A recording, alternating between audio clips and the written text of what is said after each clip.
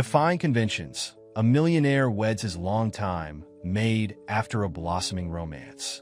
On their wedding night, she shares a secret that shakes the foundation of their relationship and alters the course of their future together.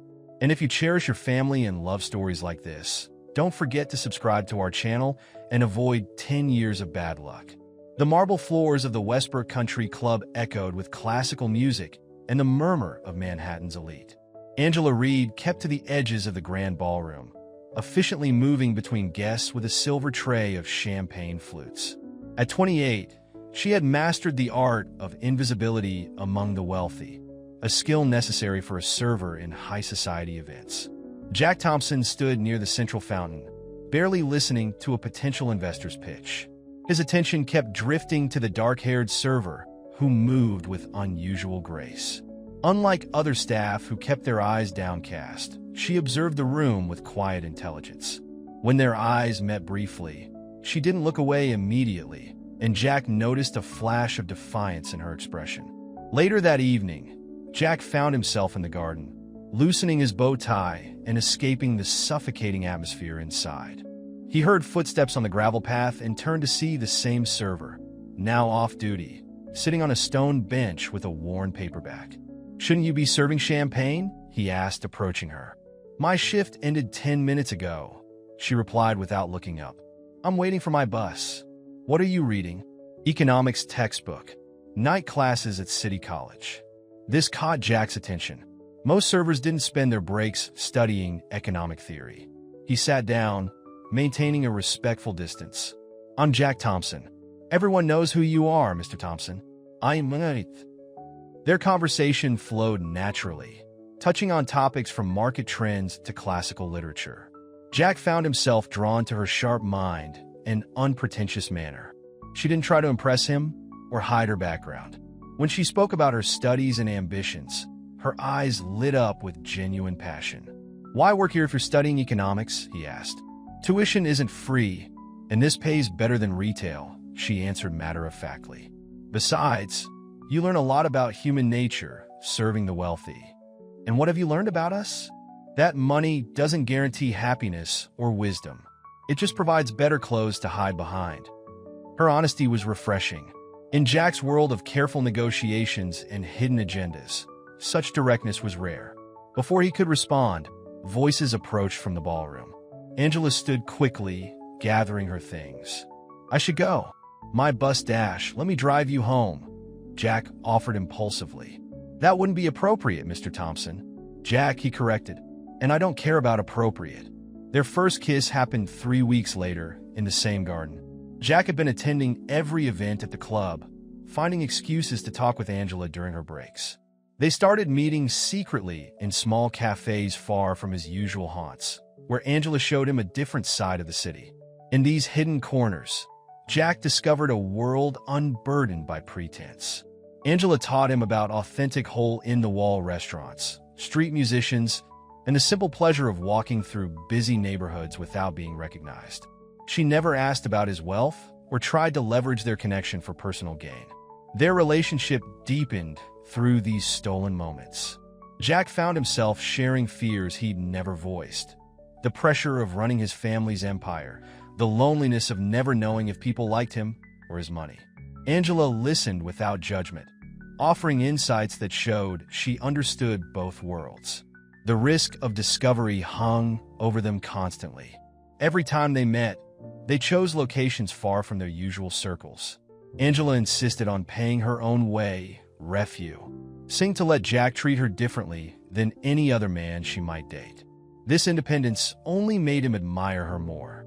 Their romance flourished in these shadows, building a foundation of genuine connection before facing the inevitable storm of public scrutiny. Neither could predict the challenges ahead, but in these early days, their focus remained on understanding each other beyond the barriers of class and expectation. The revelation of Jack and Angela's relationship hit the Thompson family like a thunderbolt during Sunday brunch at their Hampton estate. Margaret Thompson, Jack's mother, nearly dropped her mimosa when their longtime family friend mentioned seeing Jack with a common waitress at a downtown diner. "This is absolutely unacceptable," William Thompson, Jack's father, declared from behind his newspaper. "Do you have any idea what this could do to our reputation, Jack? The board members are already questioning your commitment to the company." Jack sat straight-backed in his chair, maintaining his composure. Angela is more than her job title. She's intelligent, hardworking, and pursuing her education dash. "Oh, how convenient," Margaret interrupted, her voice dripping with sarcasm. "A waitress studying economics. I suppose she's done her research on your net worth as well." "That's enough, Mother," Jack warned, his knuckles white around his coffee cup. The following weeks became a war of attrition. William threatened to review Jack's position as CEO of Thompson Industries. Margaret orchestrated a parade of suitable women at every family function, each one from an approved social circle. Jack's sister Caroline was the only one who attempted to understand, though her support remained cautious. "They're just worried about you," Caroline explained during a private moment. "You have to admit, it looks suspicious. A woman in her position dash. In her position?" Jack challenged. "You mean working to put herself through school? Making her own way without family connections?"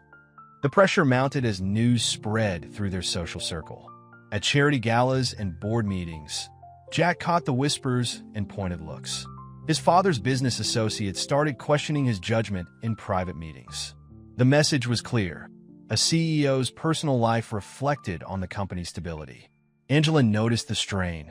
During their dinner at her small apartment, she watched Jack pick at his food, his mind clearly elsewhere. "Your family will never accept me," she said quietly. "And I can't be the reason you lose everything you've worked for." "I don't care what they think," Jack insisted, but Angela saw through his brave front. "But you do care about the company, about the employees who depend on your leadership. I can't let you risk that for me." Angela's voice cracked slightly. "Maybe we should end this now, before it gets harder." Jack reached across the table, taking her hands. "The company is just a part of who I am. For the first time in my life, I'm making choices for myself, not for the Thompson legacy." But Angela had made her decision. The next day, she requested a transfer to a different venue, away from the Westbrook Club. She changed her phone number and asked her colleagues not to pass messages from Jack. Her absence left a void that social obligations and business meetings couldn't fill. Jack threw himself into work, trying to prove his capabilities independent of his personal life. But during meetings, his mind would wander to conversations with Angela about economic theories and market trends. Her perspective had begun influencing his business decisions, making him consider angles he'd previously ignored. Late one night, after a particularly difficult board meeting, Jack found himself driving to Angela's neighborhood. He sat in his car, staring at her apartment building, remembering their conversations about dignity and self-worth. She had never asked him to choose between his world and hers. That ultimatum had come from his family. The situation reached a breaking point at the annual Thompson Foundation Gala. William publicly introduced Jack to Eleanor Sinclair, a corporate lawyer from a prestigious family. Jack endured the orchestrated meeting until Eleanor made a dismissive comment about service staff knowing their place. In front of Manhattan's elite, Jack calmly set down his champagne glass. "Excuse me," he said, leaving both Eleanor and his father mid-conversation. He drove straight to Angela's apartment, determined to prove that his feelings weren't a passing phase or an act of rebellion. Outside her building, in the rain, Jack waited. When Angela finally returned from her evening class, she froze at the sight of him. Before she could object, he spoke. "I'm not asking you to enter my world or abandon yours. I'm asking if we can build something new together." The proposal wasn't planned or elaborate. Standing in the rain outside Angela's apartment building, Jack simply spoke from his heart. "Marry me." No ring, no rehearsed speech, just raw honesty in his voice. Angela stared at him, raindrops running down her face. "You're not thinking clearly," she said, but didn't move away when he stepped closer. "I've never been clearer about anything," Jack replied. "I've spent weeks trying to live by everyone else's rules, and it's made me realize something. I don't want that life if you're not in it." They ended up in Angela's small kitchen, both dripping wet, having the most important conversation of their lives over cheap coffee and mismatched mugs. Angela laid out every practical reason why they shouldn't marry. The class difference, his family's opposition, the potential damage to his business reputation. Jack countered each point with simple, unwavering certainty. "But what about children?" Angela asked. "They'll face prejudice from both worlds. Then we'll teach them to bridge those worlds, like you've taught me." The wedding came together quickly, before anyone could intervene. They chose a small courthouse ceremony, with only Caroline and Angela's closest friend from work, Maria, as witnesses. Angela wore a simple white dress she bought off the rack, and Jack chose a regular suit instead of his usual custom-tailored attire. News of the marriage leaked to the press within hours. The headlines were predictably savage. Thompson heir weds waitress in secret ceremony, and society's biggest catch caught by server. Jack's phone exploded with messages from family members and business associates, ranging from concerned to furious. William Thompson left a single voicemail. "You've made your choice. Now you'll have to live with the consequences." Margaret's response came in the form of a formal letter from the family lawyer, outlining Jack's potential removal from certain family trusts. The newlyweds retreated to Jack's penthouse apartment, which felt like neutral territory compared to either of their usual worlds. Angela stood at the floor-to-ceiling windows, looking out over the city lights, while Jack ordered takeout from her favorite local restaurant. "Having regrets yet?" she asked, trying to make it sound like a joke, but not quite succeeding. Jack wrapped his arms around her from behind. "Only that I didn't do this sooner." But as they settled into their first evening as husband and wife, the weight of their decision became palpable. Angela noticed how Jack's hands shook slightly as he read emails from board members requesting an emergency meeting. She saw him glance at his silent phone, where his mother would usually call with their weekly dinner plans. Their wedding night should have been purely romantic, but reality kept intruding. Angela caught her reflection in the bathroom mirror, feeling out of place among the luxury bathroom fixtures. She changed in her nightgown, new, but nowhere near the designer lingerie she imagined Jack was used to. When she emerged, she found Jack on the balcony, loosening his tie. The city stretched out before them, a landscape of possibilities and obstacles. He turned to her, and for a moment, she saw uncertainty flash across his face. "Jack," she began, her heart racing.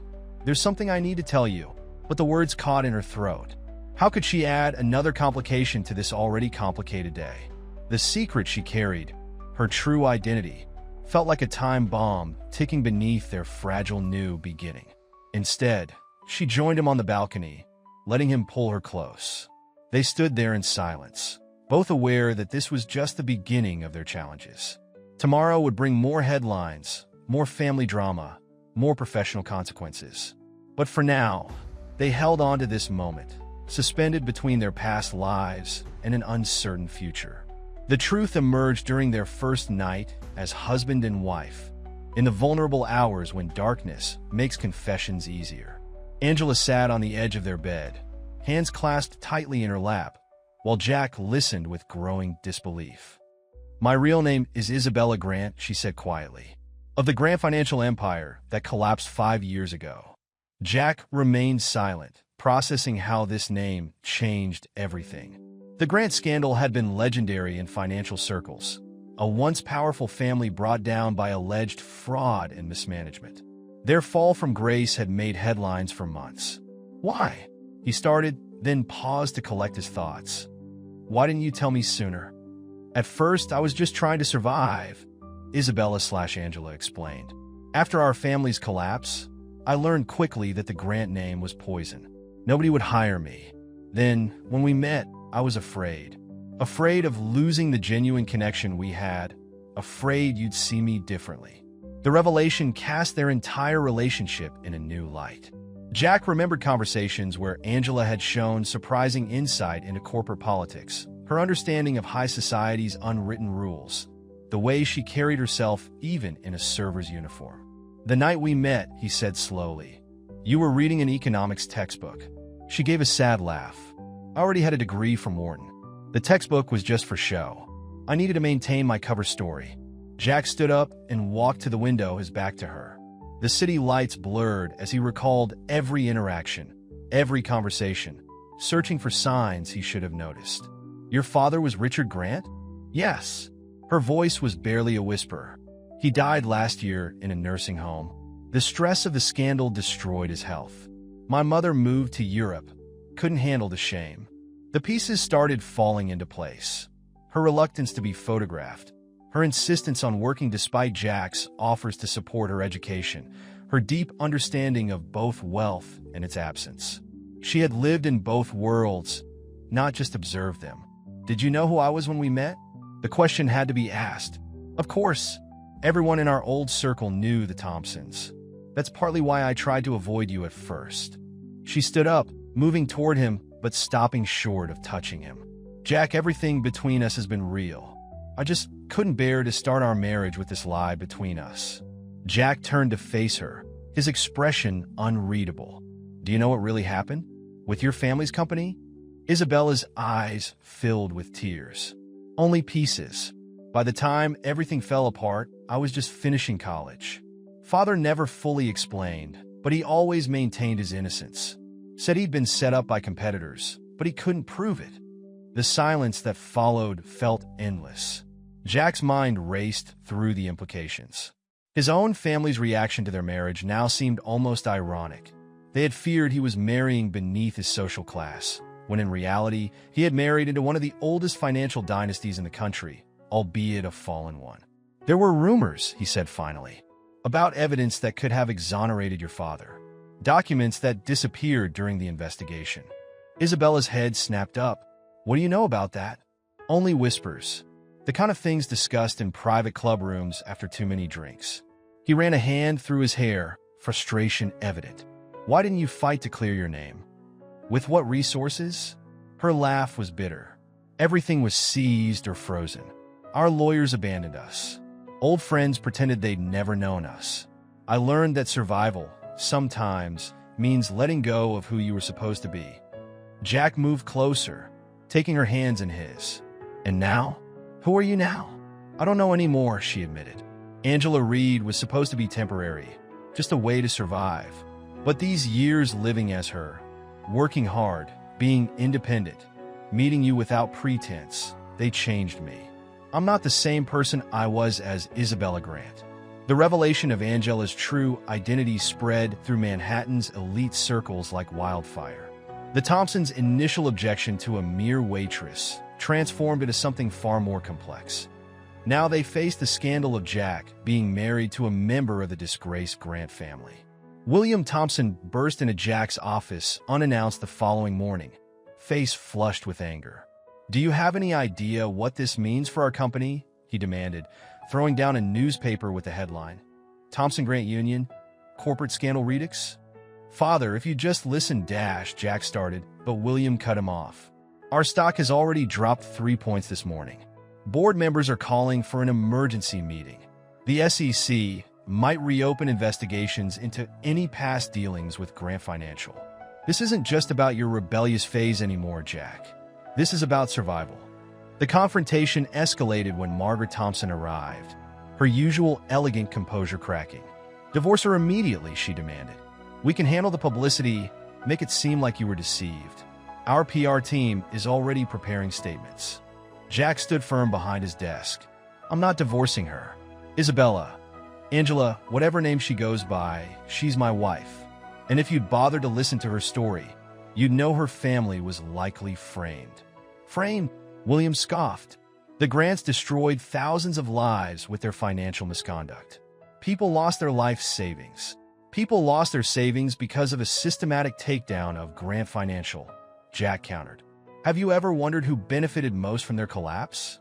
The question hung in the air, heavy with implications. William's face paled slightly, and Margaret's hand trembled as she clutched her designer handbag. Meanwhile, Isabella faced her own battles. Former socialites who had once been her friends now approached her at grocery stores and cafes, some offering false sympathy, others making thinly veiled threats about staying quiet regarding certain past events. The pressure reached its peak when Jack's family lawyer presented him with an ultimatum. Either end the marriage or face removal from his position as CEO. The document laid out in cold legal terms how his marriage to Isabella Grant posed a significant risk to shareholder interests. Isabella found Jack in his home office that evening, staring at the papers. "I should leave," she said quietly. "Your family is right. My presence in your life is toxic." "Don't." Jack's voice was firm. "We're not letting them win twice. First they destroyed your family, and now they want to destroy us. But your company Dash is just a company." Jack stood, gathering the legal documents and dropping them in the shredder. "I've been doing some digging. There are inconsistencies in the Grant financial investigation, patterns that don't add up.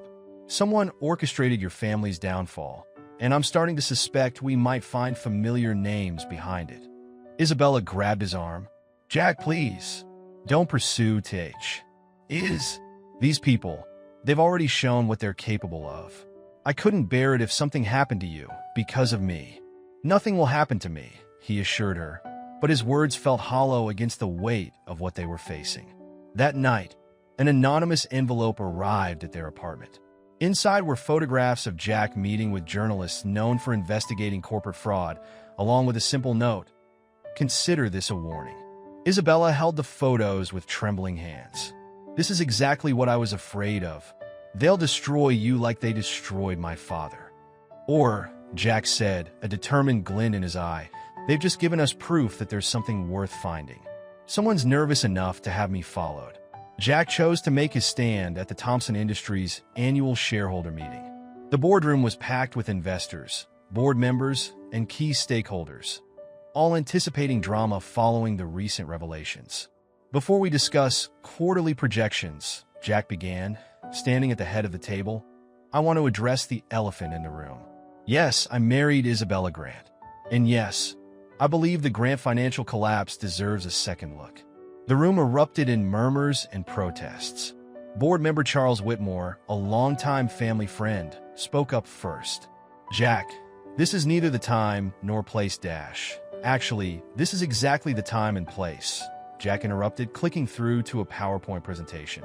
"Because what happened to Grant Financial could happen to any company in this room if we allow corruption to go unchecked." He proceeded to lay out a timeline of suspicious trades and regulatory decisions that preceded Grant Financial's collapse. The presentation was meticulous, showing patterns that couldn't be coincidental. Several board members shifted uncomfortably in their seats. Meanwhile, Isabella faced her own battle for acceptance. Her former social circle, sensing an opportunity for reconciliation, began reaching out. Patricia Wellington, once her closest friend, invited her to lunch at their old country club. "Darling, you must know we all feel terrible about what happened," Patricia cooed, stirring her martini. "Why didn't you come to us sooner? We could have helped." Isabella maintained her composure. "The same way you helped when my father was being investigated? By pretending you didn't know me?" "That was different," Patricia protested. "We had reputations to protect. But now that you're a Thompson, well, people are willing to forgive and forget." "I'm not interested in forgiveness from people who never stood by me," Isabella replied, standing to leave. "I've learned who my real friends are." The social warfare intensified. Every charity event became a battlefield of whispers and pointed remarks. Isabella found herself caught between two worlds, too tainted for her old circle, too privileged for her new one. The staff at events where she used to work now regarded her with a mixture of awe and resentment. Jack's dedication to clearing the Grant name began consuming his time. Late nights at the office turned into missed dinners and distracted conversations. Isabella watched him pore over financial records and investigation reports, worried that his obsession would cost them their relationship. One evening, she found him asleep at his desk, surrounded by documents. On his computer screen was an email draft to a prominent financial journalist, detailing suspicious patterns in the Grant investigation. Isabella felt a surge of both love and fear. Love for his unwavering support, fear for what it might cost him. "Jack," she whispered, gently waking him, "you need to rest." He blinked awake, immediately reaching for his notes. "I'm close to something. I can feel it. There's a pattern in the trading activity just before your father's arrest Dash, and it will still be there tomorrow," she insisted, closing his laptop. "But I need my husband now." The moment highlighted their growing disconnect. Jack was fighting so hard to vindicate her past that he was missing their present. Isabella realized they needed to find balance between seeking justice and building their future. Their relationship was tested further when Jack's sister Caroline reached out, wanting to understand their side of the story. Over dinner at their apartment, Isabella shared the full truth of her experiences. The humiliation of losing everything, the strength she found in starting over, and the unexpected gift of meeting Jack without pretense. Caroline listened intently, then asked the question that had been bothering her. Why keep working as a server when you could have reached out to old connections? Because Angela Reed taught me something Isabella Grant never knew, she replied. The value of earning respect rather than expecting it. Jack's visit to Catherine Grant, Isabella's mother, took him to a modest apartment in Paris. The once formidable socialite had aged decades in just a few years. Her elegant bearing now weighted with grief and isolation. I wasn't sure you'd come, Catherine said, serving tea in mismatched cups, a far cry from the fine china that once graced the Grant mansion. Isabella told me you were investigating Richard's case. I need to understand everything, Jack replied. Not just the financial aspects, but what it did to your family. To Isabella, Catherine's hands trembled slightly as she set down her cup. Do you know what destroys a person, Mr. Thompson? Not the loss of money. That's just numbers on paper. It's watching your husband die of shame, your daughter disappear into anonymity, and your friends pretend you never existed.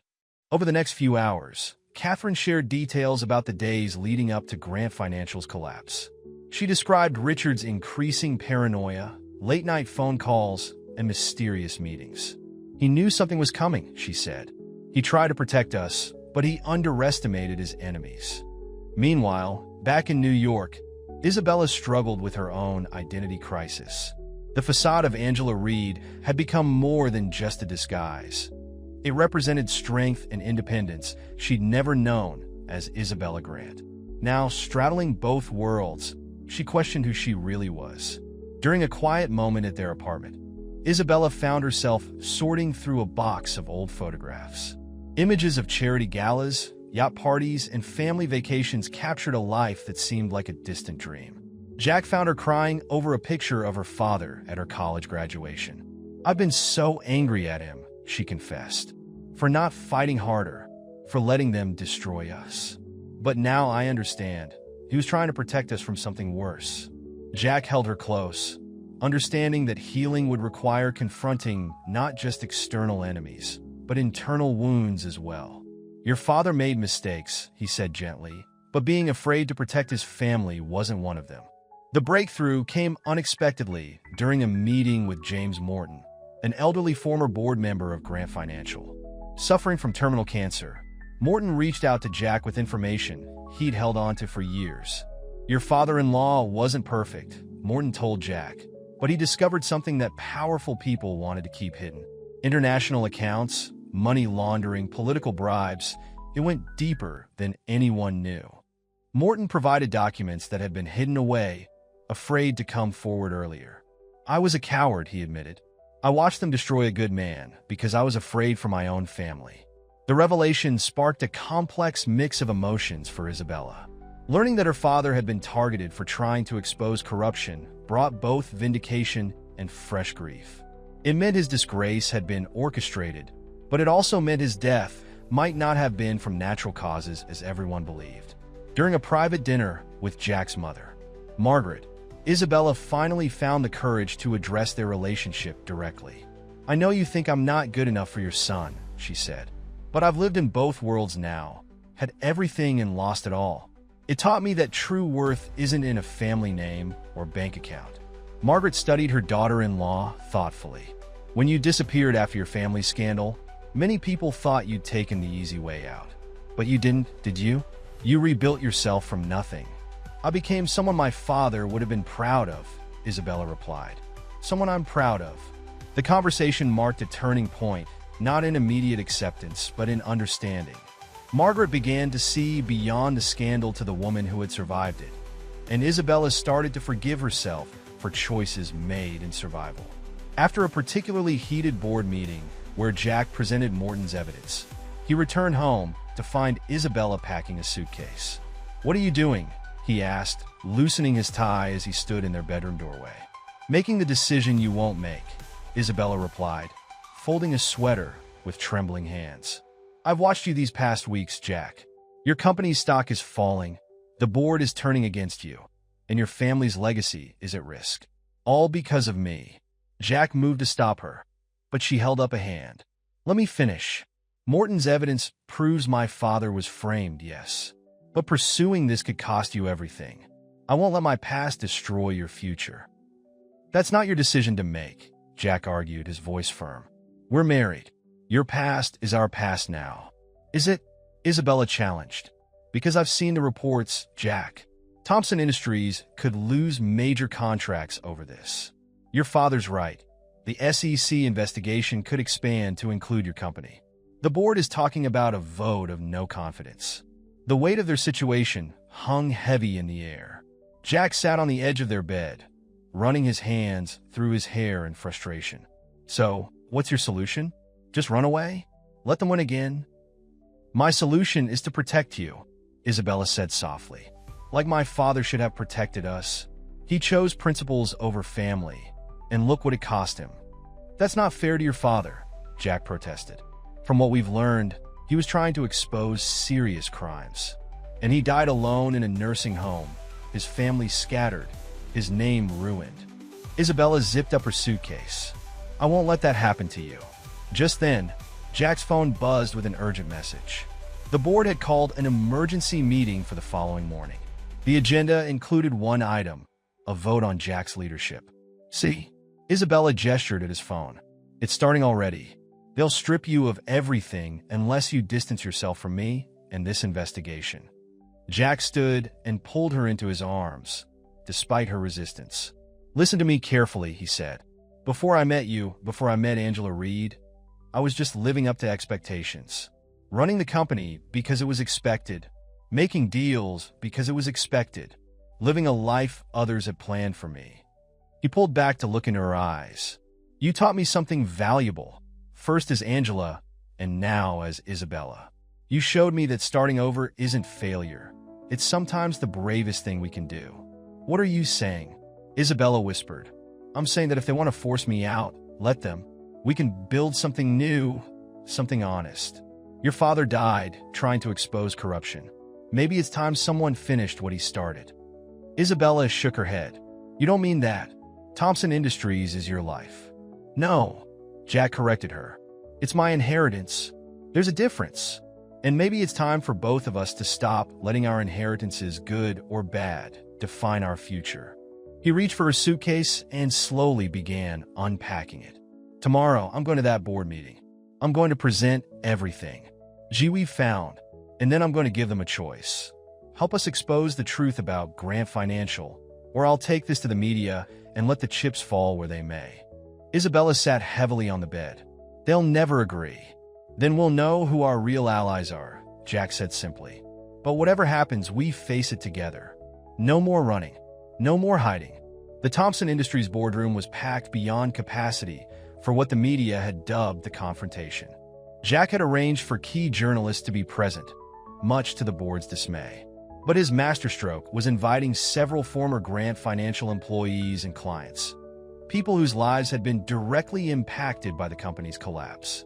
Before we begin the vote on my leadership, Jack announced, standing confidently at the head of the table, I'd like to introduce someone. He nodded toward the door, where Isabella entered, no longer dressed as Angela Reed, but carrying herself with the poised dignity of both her identities. A murmur rippled through the room. Many board members hadn't seen Isabella Grant since before her family's downfall. Her presence was both a challenge and a statement. Most of you know my wife as either Isabella Grant, the daughter of a disgraced financier, or as Angela Reed, the waitress who supposedly seduced the Thompson heir, Jack continued. Today, you'll know her as something else. The key to understanding one of the biggest financial conspiracies of our time. Isabella took her place beside Jack and opened her laptop. The screen behind them filled with documents, emails, and financial records. 5 years of careful investigation and evidence gathering. While you were all watching me, Isabella addressed the room, her voice steady, assuming I was working as a server to get close to Jack. I was actually gathering evidence. Every private conversation in your country clubs, every boast after too many drinks, every careless mention of what really happened to Grant Financial. I documented it all. The color drained from several faces in the room. William Thompson gripped his armrest so hard his knuckles turned white. But here's the real surprise. Jack took over. We're not here to destroy anyone. We're here to offer a chance at redemption. He clicked to the next slide, revealing a comprehensive plan for restitution and reform. The proposal was revolutionary. Thompson Industries would partner with former Grant Financial executives who had been wrongly accused, creating a new division focused on corporate accountability and ethical investment. The evidence of corruption would be handed over to authorities, but those who came forward voluntarily would be given a chance to make amends. My father died believing he had failed everyone, Isabella said, her voice softening. But his real failure was trying to fight this battle alone. Today, we're offering a chance to correct past wrongs together. As she spoke, the doors opened again. In walked James Morton, accompanied by several other former Grant Financial Board members who had chosen to break their silence. Each carried additional documentation, ready to corroborate Isabella's evidence. The room erupted in chaos. Some board members rushed to align themselves with Jack's initiative, while others hurried to make calls to their lawyers. William Thompson sat in shocked silence, while Margaret watched her son with what looked like pride breaking through her composed facade. One more thing, Jack announced over the commotion. Every person who lost savings in the Grant Financial collapse will be offered restitution from a fund we're establishing. It won't erase what happened, but it's a start. Isabella's hand found Jack's under the table, squeezing it tight. This was more than revenge or redemption. It was transformation. The Thompson-Grant Union, which everyone had seen as a scandal, was becoming a catalyst for change in the financial industry.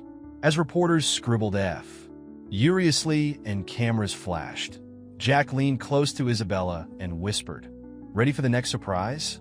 She looked at him questioningly. "Check your phone," he murmured. As Isabella checked her phone, the boardroom doors burst open one final time. A distinguished older man in an impeccable suit strode in, flanked by federal agents. The room fell silent as recognition dawned on Isabella's face. "Uncle Marcus," she whispered. Marcus Bradford, her father's former business partner who had disappeared just before Grant Financial's collapse, stood before them. But he wasn't wearing the haunted look of a man in custody. He carried himself with the authority of someone about to change everything. "Ladies and gentlemen," Marcus announced, "I'm here as a representative of the Federal Witness Protection Program, and I'm finally free to tell you the truth about Richard Grant's last days." The revelation hit the room like a thunderbolt. Marcus explained how Richard Grant had discovered an international money laundering operation that implicated some of the most powerful figures in global finance. Rather than join them, he had chosen to gather evidence that Marcus had helped him collect and protect. Richard knew they would destroy him. Marcus continued, his voice thick with emotion. But he also knew that someday, someone would be brave enough to finish what he started. He didn't expect that person to be his own daughter and her husband. Isabella stood frozen, tears streaming down her face as Marcus pulled out a sealed envelope. "Your father gave me this the night before everything fell apart. I've kept it safe all these years, waiting for the right moment." The envelope contained a detailed confession and documentation that completed the puzzle Jack and Isabella had been piecing together. It proved not only Richard Grant's innocence, but revealed a conspiracy that reached into the highest levels of international finance. "Why now?" William Thompson demanded, his face ashen. "Why come forward after all these years?" Marcus smiled sadly. "Because Richard made me promise to protect his greatest treasure, his daughter. I've watched from afar as Isabella rebuilt her life, as she found love with your son, Jack. When I saw them working to uncover the truth, I knew it was time." The federal agents began distributing subpoenas to several board members who had been implicated in the new evidence. The reporters present realized they were witnessing not just corporate drama, but the unveiling of one of the biggest financial scandals in history. Jack stood by Isabella's side as she read her father's final letter, his arms steady around her waist. The letter revealed one last surprise. Richard Grant had managed to secure a small portion of his fortune, legally and secretly, placing it in a trust that would only be revealed when the truth came to light. He didn't leave us penniless after all, Isabella realized, looking up at Jack with wonder. He left us the means to fight back. As the chaos unfolded around them, Margaret Thompson approached her daughter-in-law. Without a word, she pulled Isabella into an embrace. "Your father would be proud," she whispered. "And so am I." The day ended not with the expected vote on Jack's leadership, but with the beginning of a new era for both the Thompson and Grant legacies. The merged companies would become a symbol of corporate reform and ethical finance. Later that night, in their apartment overlooking the city, Jack and Isabella stood on their balcony. "You knew about Uncle Marcus?" she asked. "I found him 3 months ago," Jack admitted. "But he made me promise to wait until we had gathered enough evidence on our own. He wanted to be sure we were ready for the fight ahead." Isabella leaned into his embrace, watching the city lights flicker like stars. "So what now?" "Now," Jack smiled, "we build something new. Something that honors both our family's legacies, the good parts, the honest part. Together." The story that began with a forbidden romance between a waitress and a millionaire had transformed into something far more profound. A tale of justice, redemption, and the power of truth to heal even the deepest wounds. As they stood together on that balcony, both Jack and Isabella knew that their greatest adventure was just beginning. The end.